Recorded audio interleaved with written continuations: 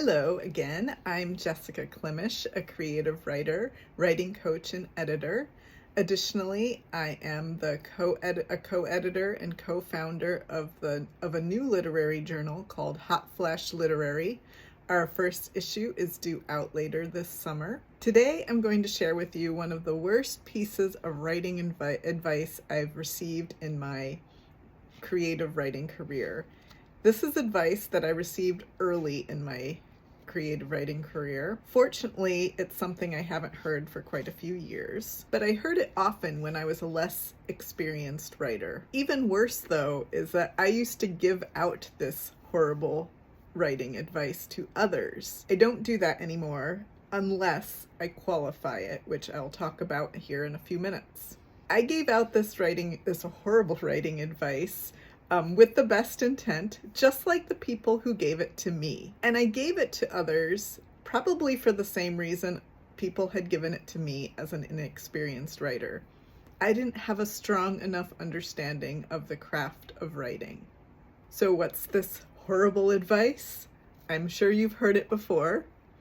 Show, don't tell. Horrible advice. You might be thinking, really? It's that bad?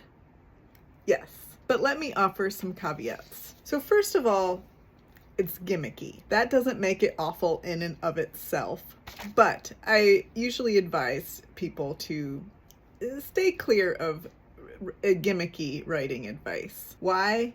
Because writing advice should be specific to the piece of writing at hand.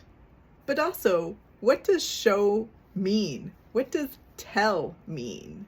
If you're going to use vague terms like show and tell, and actually any sort of literary terms, you want to make sure that everybody you're interacting with when you say this is on the same page, that they all have the same definitions, that they know what this means.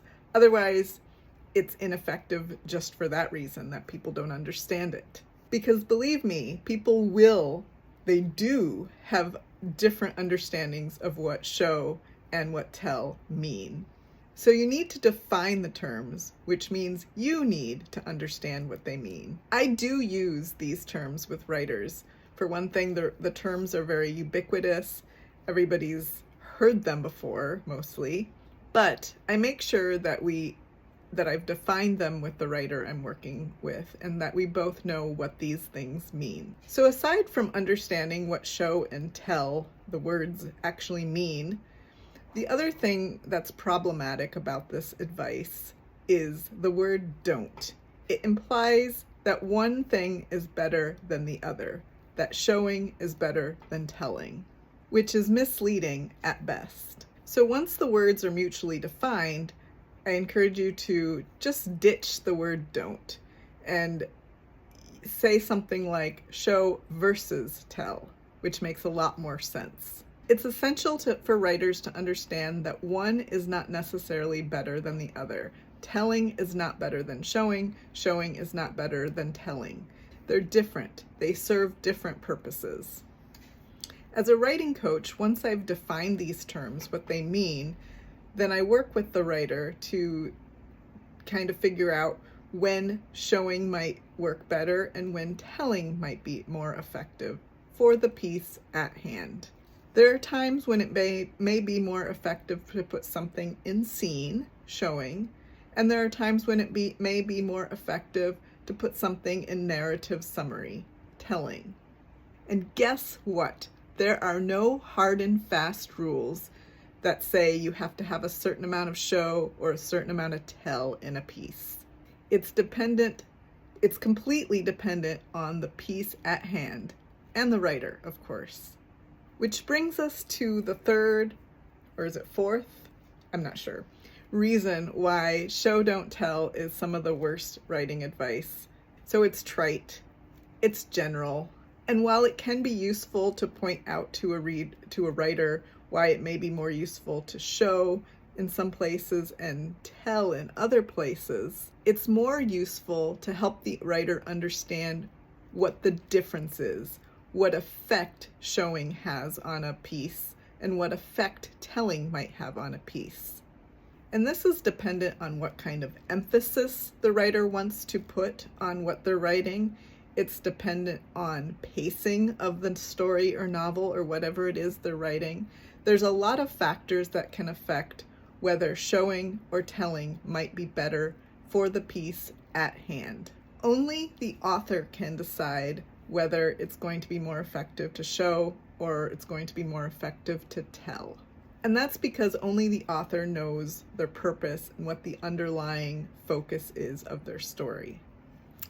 Other aspects of showing versus telling can depend on stylistic choices, genre, and voice. All of these can affect whether to show or tell. In general, I'm not a fan of blanket writing advice at all. Things like don't do this or you always should do this. Things like don't use adverbs, which is another common one, which is also horrible advice. Both don't use adverbs and show don't tell are rooted in logic. But generalizing these things, making them apply to every piece of writing, ignores good craft. It ignores the actual craft of writing. It dismisses craft altogether, in fact. And it ignores the author's stylistic choices as well. And that's important. It is important for writers to understand the weight of their words and specificity in phrasing and that kind of thing, both of which come out of things like don't use adverbs or show, don't tell. It is important for writers to understand those things, but spouting off generalizations is not helpful because it's not specific to the piece at hand. A critique of someone's writing is always more effective if it's specific to the piece at hand. And when it takes in the author's intent, when it takes in genre, voice, style, when it's considering everything within context. And that essentially is why show, don't tell is some of the worst advice I've ever received. And unfortunately, I've also given that horrible advice. So, agree, disagree, like or comment, and subscribe, and let me know what you think. I'll see you next time. Thank you for watching.